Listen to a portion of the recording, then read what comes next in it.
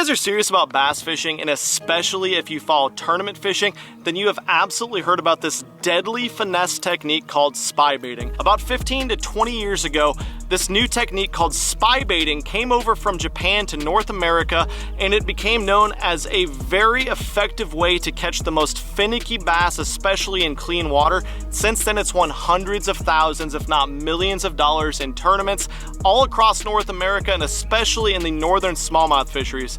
And guess what? I've been neglecting it. Even though I have a box full of these things, I have not put together a video on this bait. I even got this specific message from a fan the other day. It says, I noticed you have a lot of success applying finesse minnow presentations for suspended fish with live scope. How come you never deploy a spy bait in these situations? Guess what, MFers, today we're gonna do just that. Come on, do it. That's a good fish. But not only are we going to talk about where to throw this spy bait, what time of year, and how I like to use this bait, we're going to use it head to head against what has become my favorite finesse presentation that I kind of created how I fish it, this little hover juggle right here. See which one is more effective for these suspended winter fish today. Now, before we get into catching fish on this bait right here, let's talk about some of the characteristics that make it different than your traditional double prop baits, which have been around forever. But traditionally, the double prop baits are large. A lot of them are made from wood, and traditionally they're usually topwater baits. The spy bait is very different, and that is a finesse presentation. It does have the same double blades, but it is weighted. Most of these baits are weighted differently, but these guys are weighted so they sink rather quickly. It's a very, very refined technique. It's a light line technique, and I'll tell you about the setup I throw them on in just a second. It fishes pretty horizontally in the water column. The head will do a little bit of a nose up posture, but as it comes to the water column, it'll have that same side to side rocking action. That is what sets this bait apart, and something about the swish, that noise of those two little blades coming through the water, the turbulence that those fish feel with their lateral lines, just has tempted some of the biggest bass in every body of water. But again, even though a lot of people have won a lot of money, had a lot of success, and caught some giant fish with this bait, I don't throw it that much because I have other baits that fill that niche for me. Today, maybe my mind's going to change. I absolutely think we're going to catch some fish on it, but everything's relative in fishing. Let's see how it does against other finesse presentations. So here's the bait we're gonna start with. I really like this one. I think it's the Duo Alpha 62 size. It's a nice, small, short profile, but it's taller. These Alpha profiles are taller profiles that are a ton like the threadfin shad they like to eat. Like I said to you guys, very refined technique, and I think you need refined gear to really maximize how effective it is. This rod and reel and line is very specific. It's what I like to throw it on. This is the 7.4 medium light, moderate fast MF rod. I use all my little ball head jigs on it, little hair jig, stuff like that. It casts extremely well, and then it loads up nicely too, which is important, especially with this treble hook technique. Throwing on a Stratic spinning reel with a very, very nice drag, 2500 size spinning reel. This is really small. I think it's 6-pound braid to a 6-pound fluorocarbon leader. I got about 10 feet of fluorocarbon leader on there. I like to have a longer leader if I can. This is actually the rest of the 6-pound that I had on the spool, so I was like, oh, that's not quite great. But since you're fishing this bait horizontally, the fish is going to have more of an opportunity to see your line. And so I think it's important to use, as you guys notice, I'm not using a super high vis braid, to use a green braid if you're going to, which I always do. Oh God, that fish just came up and crushed it. That works. Okay, man, that fish really threw me off there. But to also use as light of line as possible for the leader. That lighter line on the leader allows this bait to have as much action as possible, which is what you always want when you're fishing for weary, finicky fish. Unlike these fish right here, which that one just flew out of 25 feet of water and came up and got this thing in this clean water today. This guy has no quit in him. Ooh, look at the colors on this dude. Cool looking bass. Look at all those black spots on his tail and his head. And as you guys can see, choked the little spy bait. I mean, that's how it's supposed to work. You're supposed to just catch one as you explain the bait the first time, right?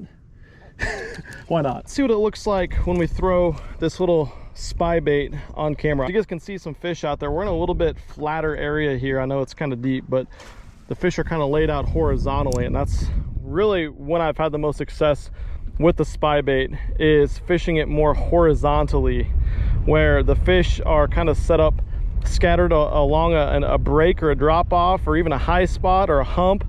You can throw this bait anywhere, but again, I've had the most success fishing it into group. Look at that, they've got a big group of fish right there behind it.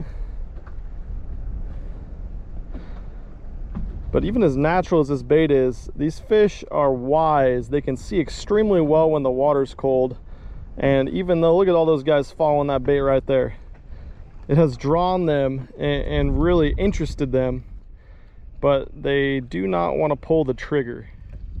So we see a lot with that. But basically the areas I like to throw spy baits is stuff just like right here. It's a little bit shallower. It's where I've had success in the past, but we're on a grass line right here. Even though it's 14 feet, you can see my baits just hovering there right over the grass line, about 30 feet right there.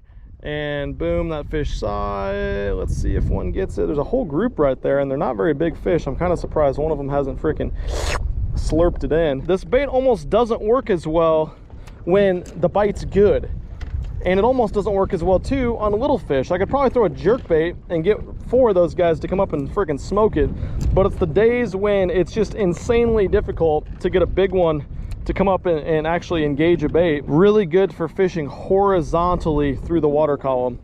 Definitely not great vertically. I don't catch a lot of fish on the fall with this bait. I've heard people say that they do, not me, but that's just the bodies of water I fish, and that probably has a lot to do with the Panoptic stuff too. So here's a couple fish out there. You guys can see them.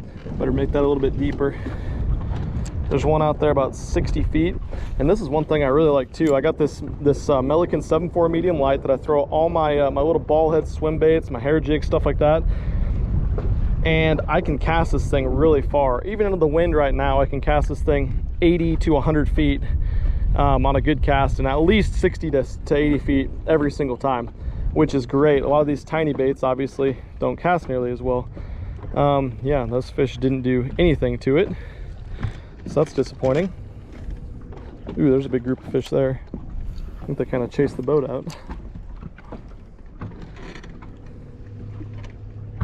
Here we go. Let's see if these guys want to play. There he comes, he's chasing it. Wow, even the little guys said, I don't think so. Okay. It's a thing, Em. Hey, Emmy, it's a thing. It's a thing. Gotta be careful on my 6-pound test here. It's a thing. Look at that. Freaking spying on him out here. Look at that.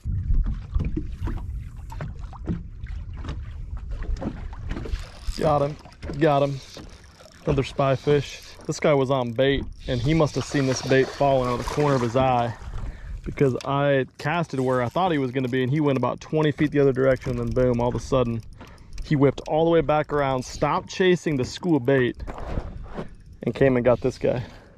That's pretty cool. This is a better one than the last one. I'm trying to be real easy on him. You guys saw me do the ice fishing videos, fighting him on that light line.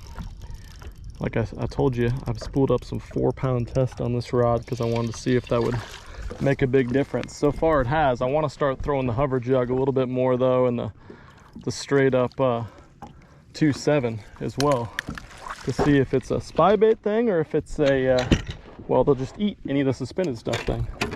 Take a 2-pounder all day, 2.5 probably. I know it's kind of lame, freaking netting 2.5 pounders, but I don't want to lose my entire stash of freaking spy baits by trying to boat flip them. That'd be a silly way, right? Things are too much money anyways.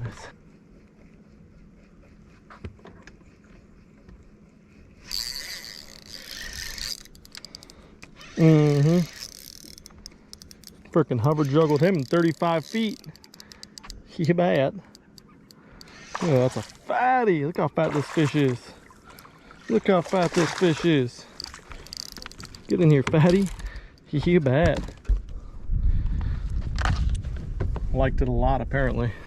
It's probably close to a 4-pound guy. Not a donkey, but we'll take him today.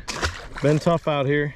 I'm just on the main basin now looking for individual guys, because I don't know, where we started had some grass. Maybe I should go back to the grass line, try that for a little bit, because I'm not seeing bait. I'm not seeing that many fish. They're definitely not active. So for those of you guys that are not familiar with the hover juggle, then you probably haven't been watching enough of my videos, but this is it right here. 6 Sense Juggle Minnow. It is absolutely perfect for this technique. It's a 4-inch kind of fluke straight tail plastic bait, but a very, very lively tail with neutral buoyancy. A nail weight in the head. I like a heavier one.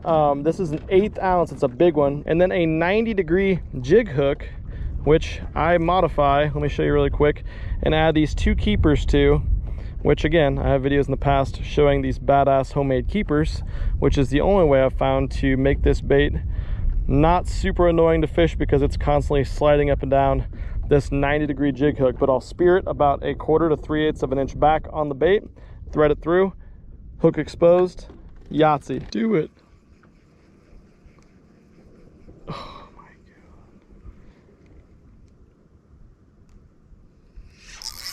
Yes. Whoa, God. That is an angry, angry dude. I don't think he's that big. He's just pissed off. He's like, I followed that sumbitch the whole way. I thought it was fake, and now look what happened to me. I'm hooked. Hooked right in the mouth. Like, this fish is definitely bigger than most that we've been catching, but I don't know why he's so angry. He ate and went zing. We're improving in size. I like that. It's 7.3 medium light too, but it fishes like a medium. This is a pretty damn stout rod for a spinning rod. Fighting like he's 26 pounds. Emmy, I got a 26-pounder on, or a 5. Sorry guys, never caught a bass this big before. Now we just gave up. But hey, look at that. Fatty. That's a 5-pounder for sure. Chalk another one up for the hover juggle. This guy was going up, down, up, down. He wasn't sure if he wanted to get it or not. Finally made the mistake right by the boat. You guys saw what happened when he freaking ate it. That was crazy. So really the main reason I think I love the hover juggle so much is I've always gravitated towards baits and presentations that I can fish vertically and horizontally on a horizontal plane. That's why I love baits like the Magnum Spoon, the hair jig. These are baits that are not like a dragging bait or a crankbait, which only works pretty much on a horizontal plane coming through the water column. You don't catch too many fish on a crankbait falling, you know, generally they float. And then of course fall baits like a wacky rig, you're only going to get bites for the most part with that bait falling. With this bait right here, I can drop it directly on a fish's head. I can pop it and kind of really hover it over the top as it pulses and expands and contracts. But then I also can fish it horizontally through the water column. The spy bait will catch fish on the fall, and it does have a seductive shimmy to it, although it's not that natural of a bait as it's falling because it's a little piece of plastic with blades and hooks on it. This guy has the hook completely concealed as it spirals down and the fish are eating it from below. And it's a plastic bait with a lot of action. This bait not only has that pulsing action, but if you reel it, this tail will actually kick because of this little ball that's on the back of it, that little knobby guy right there. I don't know if you really can see it very well, but it has a nice kick to it. And a third action, why it's super, super effective, which has now been proven 12 months of the year, is once you get it to the boat, you can stop it and fish it vertically. You can hold it still, you can shake it, and this bait has neutral buoyancy, so it sits perfectly horizontal. And really with the waves, with my shaky ass hands, with the movement of the boat, that tail is going to shake enough on its own that you don't have to have any action. And I catch some giant fish that I wouldn't have caught with any other presentation holding it right next to the boat. Just an absolute deadly, deadly presentation for really finicky fish. It's become my favorite finesse presentation probably. Do it. That's a big one. That's a big one. Come on, get out of there. Stay hooked up. Yeah. That's a big one. Yeah, that's the best fish of the day. Brush pile right below the boat we got to keep them out of. We got to keep them hooked up too. That was fun. Wish I would have had a recording for that one, but it's like every time I start to record, damn fish don't want to cooperate. Sounds about right. What are the fish or something, right? That guy was so hot on the hover juggle. It's weird. Smaller, theoretically less intelligent fish keep swerving this thing, and then you get this one who's all about it. Look at that.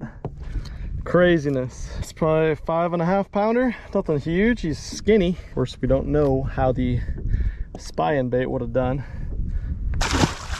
on that big fish, but didn't really need to know. Good God, he ain't done fighting yet.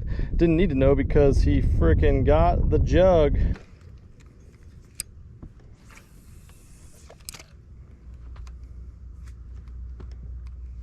Come get it, big girl. God, these fish are so much more active right now than they've been all day. Whew, that was another 5-pounder. My goodness. You guys see that fish come up? Okay, let's try another one. There's a big one right there. These fish have been just like dormant all day and gone, and now all of a sudden they all come out. I don't know if it's weather related or what.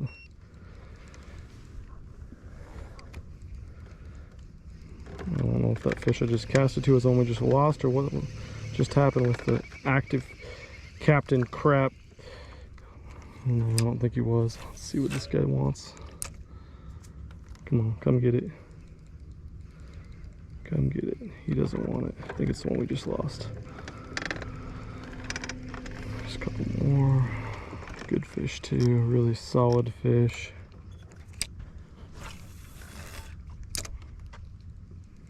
There, that one came right to it, I think. Yep. Ooh, that one on the back's big. The front one's not bad either. Here, they both come.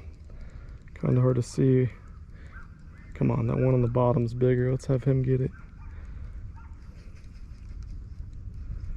Oh, the top one wants it. Oh, cat and mouse took it from him a little bit. Solid little thick boy. Ooh, about broke my line there. That was not smart. That probably wasn't smart either, but hey, I just hope in the opens I get opportunities to get around these wide open fish, because this 3.5 pounder here gonna go a long ways a lot of those tournaments. I'll be wishing my ass off for that fish. Just glad I got a lot of different ways to catch them.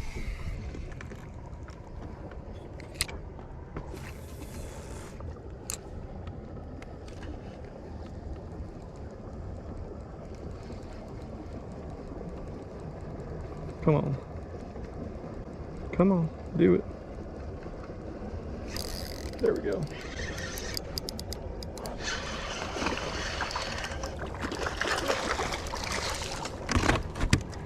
Not a giant one, but another 3.25. Dude, chill. Probably didn't have to flip him, but had to get him in the boat, right? Put him on the old slaunch board here, see what he measures. He is just a hair under 19. Sweet.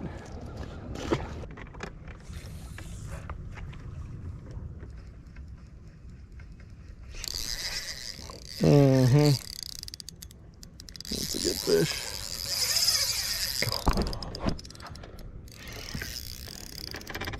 Sun's getting lower and these fish are getting less smart. Oh God, this might be the best fish of the day. Oh no, he's not as big as I thought he was. He just freaking got it so deep. It's like that, you know, you pull against their side of their mouth and it gets like that. What a fun afternoon this has been. Fish seem to be getting less intelligent by the minute. Beautiful fish too. Look at that, he's got that freaking hover juggle deep. Dang, man, that's so badass. Probably close to 5.5, 6 pound fish. Look at that. Look at it. Beauty on the juggle. There she is, if I can untangle. That's a good fish.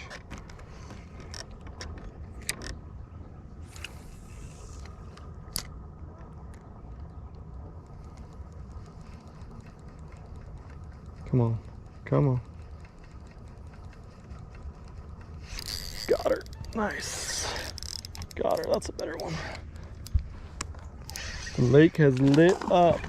Damn it, this freaking hook point is rolled ball sacks. Look at my freaking hook point. I'm too lazy to tie one on because I need to be on the road freaking 20 minutes ago. Shit. Keep saying one more we can go, one more we can go, but then I keep coming around to the next spot and there's a freaking big one on scope. Well, my bait's done. I'm done. Hope you guys had fun. That was a freaking blast. Let's get out of here.